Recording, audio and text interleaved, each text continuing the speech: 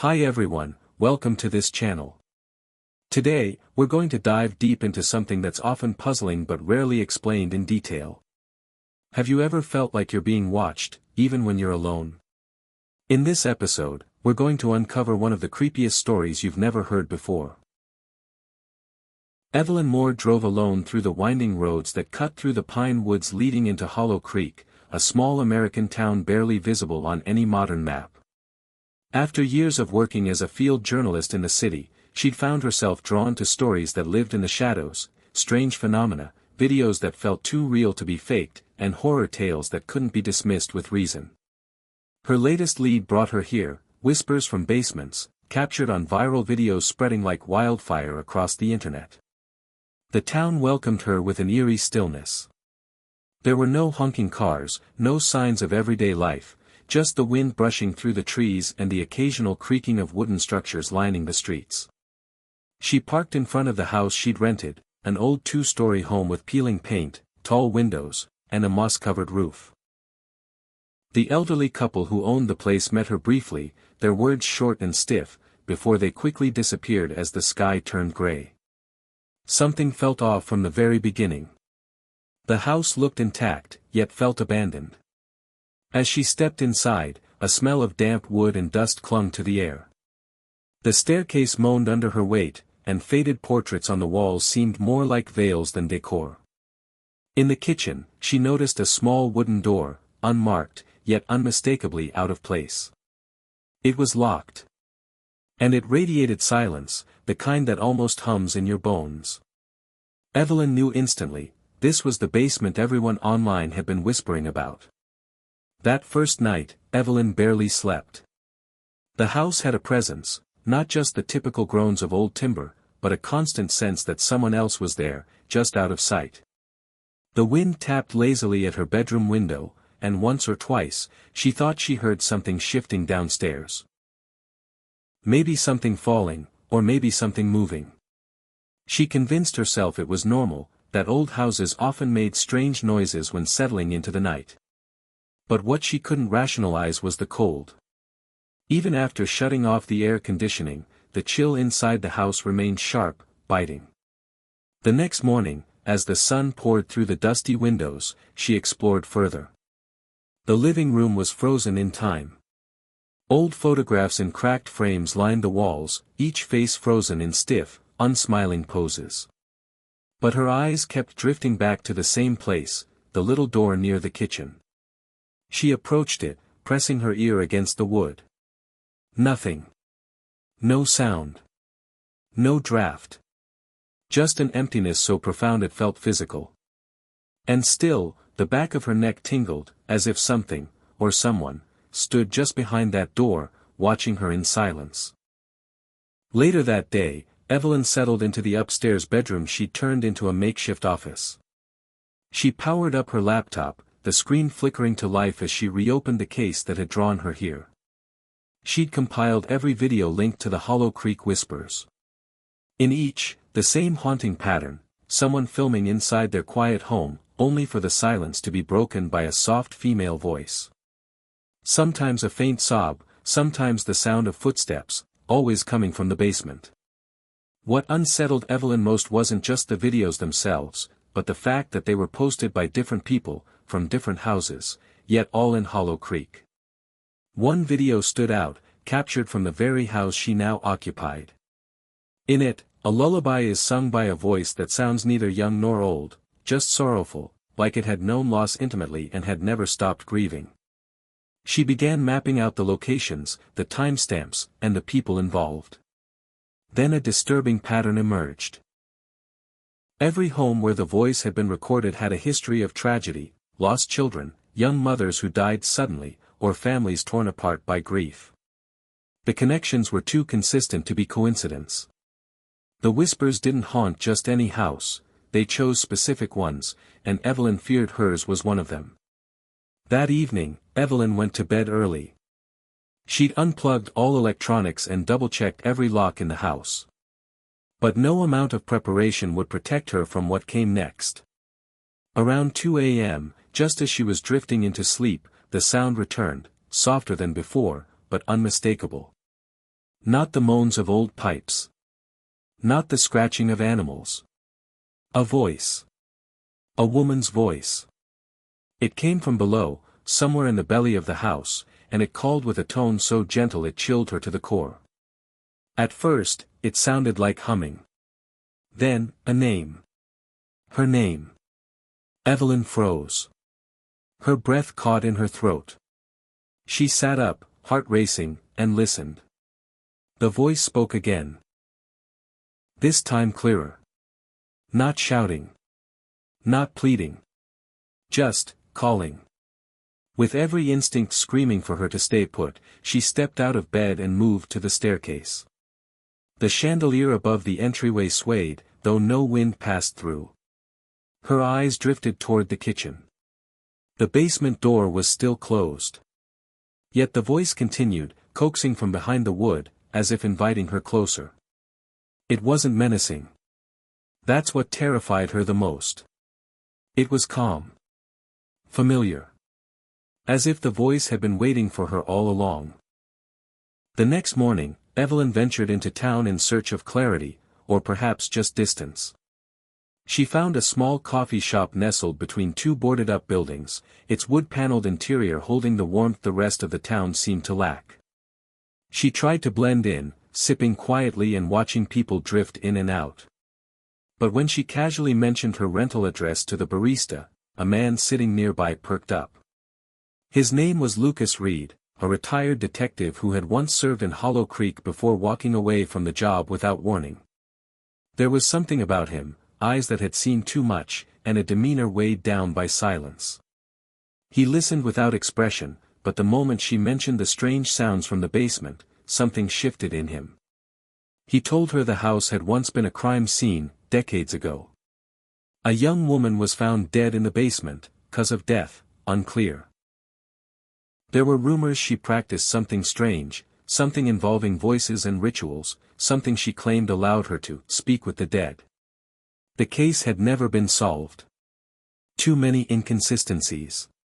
Too many things the reports couldn't explain. Lucas said one thing before walking away, that whatever Evelyn was hearing, it hadn't started recently. It had always been there. Waiting. That night, Evelyn stayed up late, reviewing her notes and listening again to the recordings she had captured during the previous night. She had placed her phone near the basement door before sleeping, just to see if anything could be heard. At exactly 2:13 a.m., the voice returned, clearer this time. It was humming something akin to a lullaby, and after a brief silence, the voice whispered Evelyn's name. Not once, but 3 times. Goosebumps rose on her arms as she paused the playback. Something was escalating. As if whatever dwelled in the basement now recognized her fully, and wanted to be acknowledged in return. She walked downstairs, her feet cold against the wooden floor. The house was dead silent. Yet, the moment she passed the threshold of the kitchen, she heard it again, but this time, not from a recording. It came live. The sound of a creaking floorboard, not from above, but from below. And then she saw it. The basement door was open. Not wide open, but enough to reveal a sliver of darkness within. Enough to send a bolt of dread straight into her chest. She had never unlocked it. She had no key. Yet it now stood ajar, as if someone, or something, from inside had finally decided to come out. Or invite her in. Evelyn didn't remember grabbing the flashlight, but somehow it was already in her hand. Her breath came in sharp bursts as she stood before the basement door, heart pounding in her ears. There was a strange compulsion in her chest. A pull. Not physical, but psychological. Something inside was calling her. Not just in voice, but in presence. As she stepped through the doorway, her foot touched the first wooden stair. It groaned under her weight. The air grew heavier the further she descended. It wasn't just cold anymore, it was dense, as if filled with invisible water that pushed against her every move. The beam of her flashlight cut through the blackness, revealing stairs that descended much deeper than she expected. Much deeper than should have been possible. At the base of the stairs, the ground turned to dirt. The stone walls were cracked and covered in vines. This was not a finished basement, it was a void, untouched for decades, perhaps centuries. Then she saw it. In the center of the room was a child-sized rocking chair, and it was gently swaying as if someone had just left it. Evelyn froze. Her instincts screamed at her to run, but her body remained rooted in place. The lullaby began again. This time, it wasn't from a device, or memory.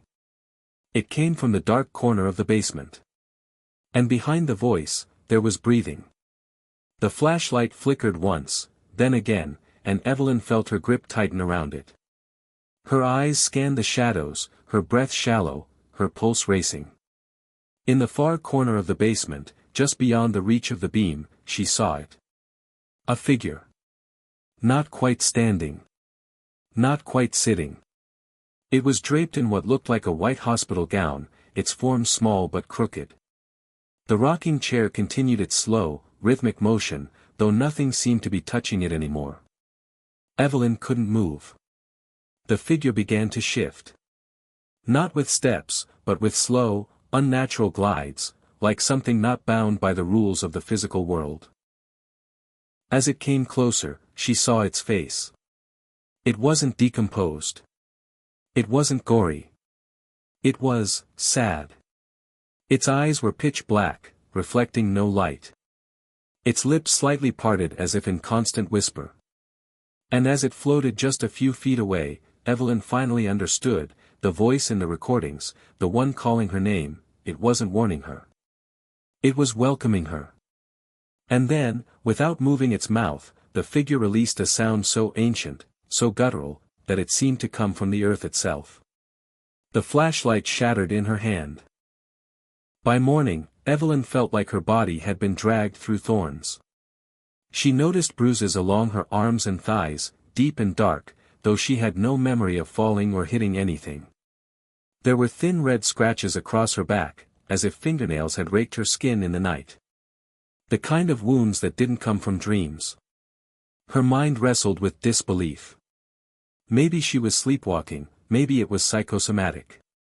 But beneath those rational thoughts was a feeling she couldn't shake, she hadn't left that house alone. Something had followed her from the basement. Or worse, something had entered her. She tried to shower, but the water came out ice cold, even when set to hot. The mirror steamed anyway, and in the fog, she saw her reflection blur, then briefly shift. Her head snapped back, but the mirror was clear. Nothing there now. Just her. Just her trembling, pale face and the shape of her eyes, darker than before. Determined to get answers, Evelyn went to the local archives housed in an old municipal building downtown. A friendly clerk helped her pull old property records of her rental house. What she found stopped her cold. The house used to belong to a woman named Clara Wilkes, who had worked as a nurse in a children's hospital in the 1930s. She was later arrested for alleged involvement in the disappearances of 5 children under her care. Though never convicted, Clara was ostracized, her name cursed by the town, and she died alone in that very house, discovered in the basement, her face contorted in terror. The case files noted something strange, a repeated phrase scrawled on the basement walls in blood-like ink, presumed written by Clara in her final days. Evelyn copied it down. She listens when you hum. She watches when you stop. Her hands trembled. The lullaby. The voice. The figure. It was all connected, across time. Evelyn returned to the motel determined to record everything again. She began filming herself, recounting the events from the first night until now. But as she reviewed the footage, her face was never fully visible. Distortions blurred her features at random intervals. The audio often warped when she mentioned the name Clara, or the basement. Frustrated, she connected her phone to the laptop to download the older recordings from cloud backup. But the folders were empty. Not just empty, deleted. Gone from the drive. From her backups. From everywhere. She knew she didn't delete them. She tried contacting Lucas again, email, social media, everything she could think of. His profile was gone. Not inactive, non-existent. She even asked around the coffee shop, and this time, no one even remembered him. Like he had never existed. Her only link to this horror had vanished, and Evelyn began to wonder if Lucas had ever truly been real, or if he had been just another echo from the basement. That night, she stayed awake. No more dreams, no more wandering. She was going to confront whatever this was. Evelyn lay in the motel bed with her phone recording, flashlight nearby, a knife tucked beneath her pillow, not that it could help. At exactly 2:13 a.m., the temperature dropped. Not slightly, but drastically. Frost formed on the inside of the windowpane. Her breath became visible. Then came the lullaby, soft, sweet, ancient. It filled the room like vapor. Her recording phone turned itself off. The bed creaked beside her. She dared not look. A pressure pinned her chest. Her ears rang. Her heartbeat slowed, not from calm, but from external force. Her limbs wouldn't move. A presence leaned close, inches from her face, and though she couldn't see it, she could feel it, smiling. And then, it whispered, not in her ear, but directly inside her skull. "You opened the door." Evelyn awoke outside. She was lying in the front yard of the original house. The one she had fled. The front door was open. Sunlight filtered through broken blinds. And when she stood up, her hands were covered in dirt, thick, black, wet dirt. Her fingernails were cracked and filled with mud. Her shoes were missing. Her hair was matted with dust and cobwebs. She had no memory of how she got there. She stepped inside slowly. The kitchen was intact. The air was still. But when she turned the corner, her blood froze. The basement door was wide open. And at the top of the stairs, lay her phone. The screen displayed a new audio file, timestamped for just an hour ago. Its title, "Welcome Home." She picked it up with shaking fingers and hit play. No lullaby. No static. Just her voice. Calm, low, and eerily detached. "I see you now. You belong to her." The episode ends with the sound of footsteps, coming up the basement stairs. That was our story for tonight. Do you think it's just an ordinary tale, or is there something more to it? Share your thoughts in the comments. Don't forget to like, share, and subscribe so you won't miss the next stories. See you, if you still dare to watch next time.